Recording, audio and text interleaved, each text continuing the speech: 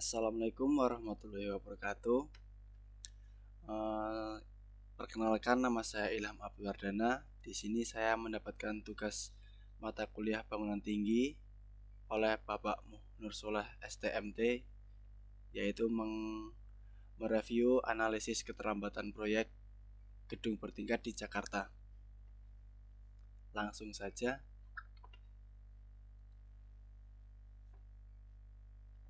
Identitas jurnal dengan judul Analisis Keterlambatan Proyek Gedung Bertingkat di Jakarta, ditulis oleh Wehandi Nobeltio Salim, Caroline Mareta Sujana. Tahun terbit 2020 dan bisa dicek di website ini. Pendahuluan. Keterlambatan proyek adalah penyebab utama yang berkontribusi terhadap pembengkakan biaya proyek. Keterlambatan proyek juga sering menjadi sumber perselisihan antara pemilik dan kontraktor dengan menciptakan ketidakpuasan pemilik proyek. Oleh karena itu, pentingnya penjadwalan yang cermat untuk menghindari perselisihan dan juga proyek dapat diselesaikan tepat waktu.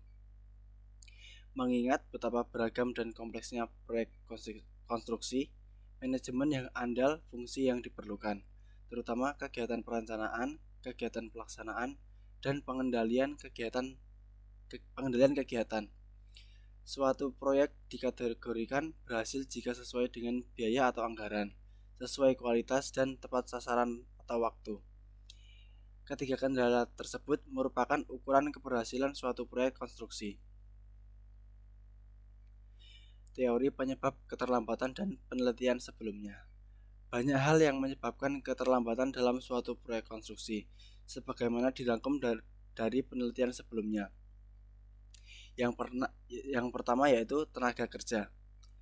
Mengapa bisa tenaga kerja? Karena dalam hal tersebut terdapat kurangnya keahlian tenaga kerja, kurangnya kedisiplinan tenaga kerja, kurangnya motivasi kerja pekerja. Yang kedua yaitu material. Material bisa terjadi karena keterlambatan pengiriman material atau kurangnya material konstruksi dan atau kualitas material yang buruk. Yang ketiga yaitu peralatan. Peralatan sama, yaitu bisa terjadi karena keterlambatan karena penyediaannya terlambat dan terjadi kerusakan peralatan. Yang keempat yaitu karakteristik lokasi. Karakteristik lokasi bisa terjadi karena kondisi permukaan dan bawah permukaan. Yang kelima, keuangan. Kesulitan pendanaan di kontraktor, kesulitan pembayaran oleh pemilik, material harga cenderung naik, tidak ada uang intensif untuk kontraktor. Yang keenam yaitu situasi. Situasi yaitu bisa intensitas curah hujan tinggi, hujan berkali-kali atau sering terjadinya hujan, dan kejadian tak terduga seperti kebakaran atau bencana alam. Yang ketujuh yaitu perubahan. Terjadi perubahan desain yang diminta oleh owner terhadap konsultan perencana. Yang kedelapan, lingkup dan kontrak atau dokumen pekerjaan. Lingkup dan kontrak atau dokumen pekerjaan biasanya perencanaan tidak benar, tidak lengkap. Yang kesembilan, perencanaan dan penjadwalan. Penentu durasi waktu kerja tidak akurat atau salah. Yang ke-10, sistem inspeksi, kontrol dan evaluasi pekerjaan. Sistem inspeksi, kontrol dan evaluasi pekerjaan, perbedaan subkontraktor dan kontraktor. Jadwal penyelesaian proyek atau penyerahan bahan sampel tidak terjadwal oleh kontraktor. Yang ke-11, manajerial. Manajerial yaitu kurangnya pengalaman manajer lapangan atau bisa juga kurangnya komunikasi antar deputi. Yang ke-12, faktor hubungan pemerintah.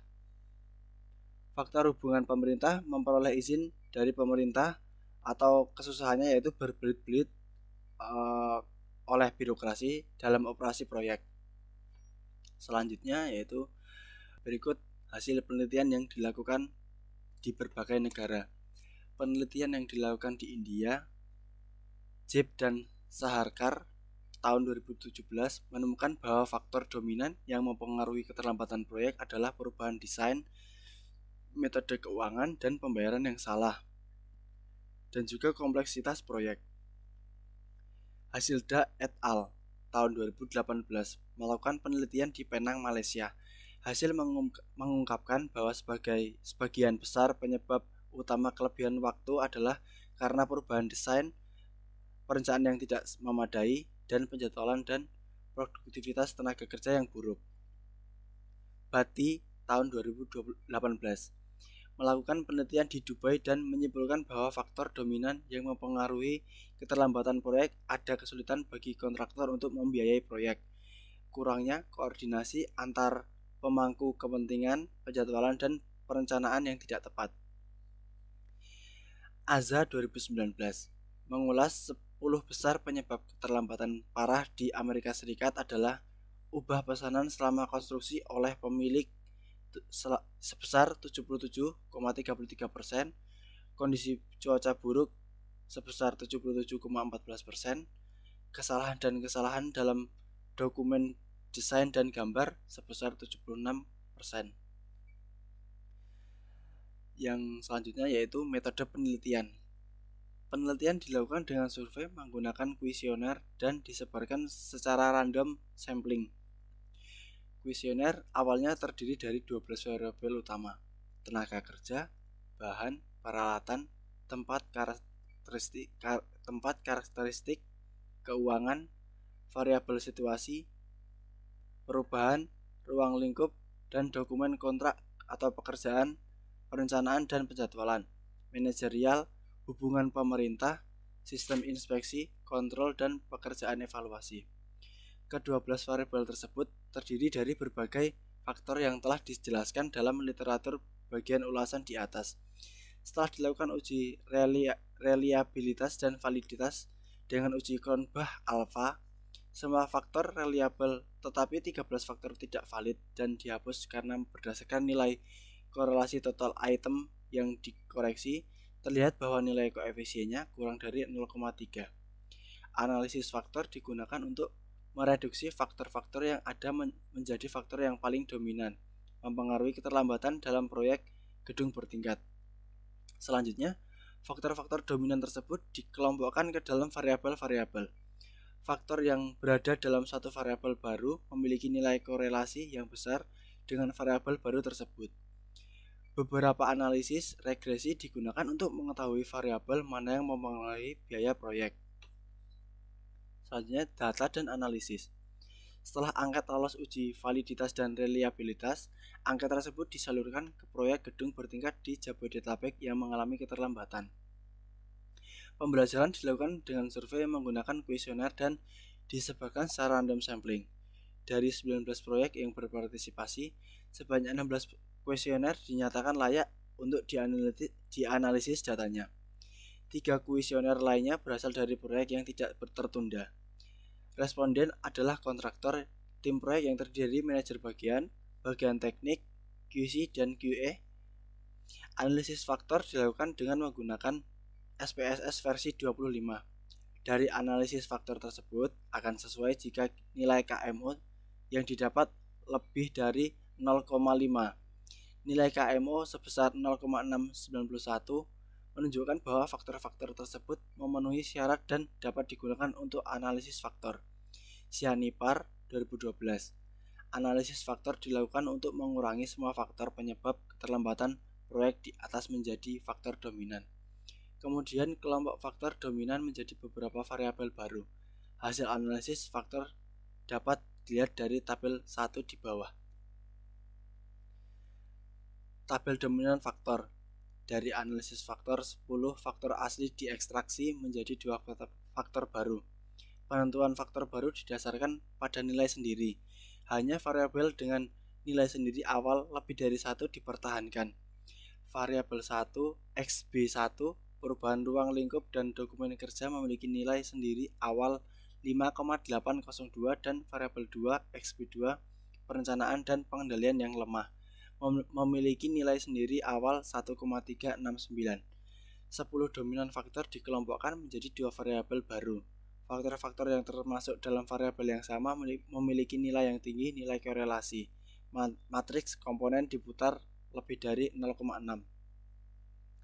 Yang di bawahnya itu ada tabel multiple regression analysis result.